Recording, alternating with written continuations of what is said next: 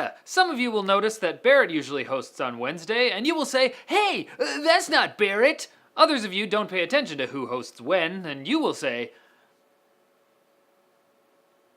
Barrett had a crazy migraine, so he had to go home sick. If he feels up to it, I'll let him host on Friday. I guess.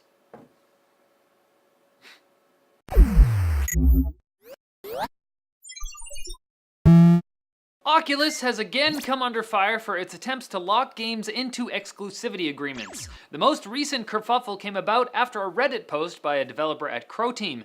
The dev wrote that their studio turned down a ton of money offered to them by Oculus in order to make Croteam's game, Serious Sam VR, a Rift exclusive. And of course the internet reacted negatively, as they have generally reacted to news of Oculus peddling exclusives. However, another Croteam member followed up in the same Reddit thread saying that Oculus did offer the studio money to complete the game in exchange for a timed exclusivity period on the Rift, after which they were free to publish on other platforms. Oculus has since responded by saying they offer money to developers to help them finish their games, which they might not be able to do otherwise. In return, they ask for either full or timed exclusivity, which certainly makes sense from a business standpoint. I mean, consoles have been doing that for years. The difference with VR is that A, you're dealing with PC gamers who view VR headsets as peripherals primarily, like a monitor, and you don't see monitor exclusives. And B, Oculus's only real competitor at this point, the HTC Vive, has no exclusives. So it's all particularly disappointing given Oculus founder Palmer Luckey's early comments about how the Oculus platform would be super open. What do you guys think? Is Oculus the bad guy here? Helping developers is good, right? Leave a comment.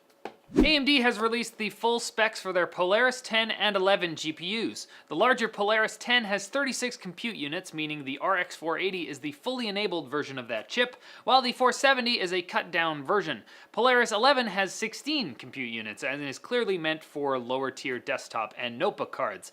Meanwhile, WCCF Tech claims to have gotten their hands on some benchmarks of the RX 480, showing it beating an R9 Nano and GTX 980 in 3D Mark.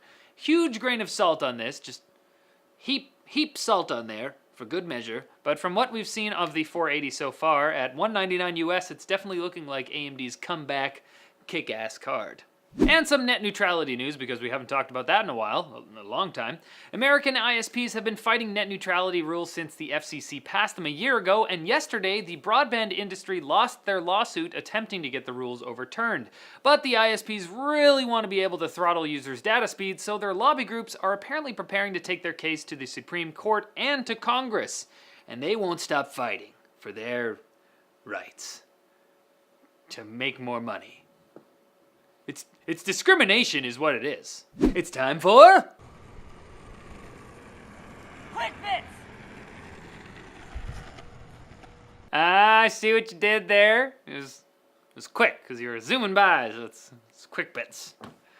Hey, thanks for your submission. The rest of you send us a clip of yourself saying Quick Bits or Lightning Round or Snippy Snippets or shorter news stories said more quickly than the others, that's Barrett's, to get featured. An Intel timeline has leaked showing the company's Optane SSDs planned for release by the end of this year. They'll use the upcoming 3D X-Point memory technology, which claims to be 1,000 times faster than traditional NAND flash, but no one can tell when 3D X-Point is exaggerating. He's like a stone wall. Monome, the company behind the Runcible, the very strange circular phone, has announced the consumer-ready device is now up for pre-order. It's designed to help you disconnect from the constant call of the internet, but wouldn't that work better without any phone at all?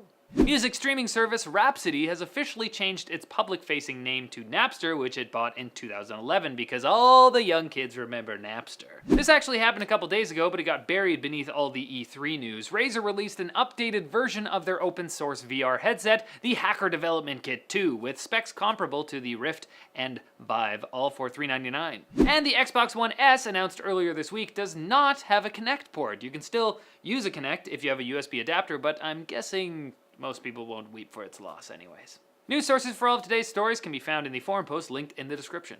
Come on everybody, let's get right into the news! Except we already did all the news. News is over. Central Pack.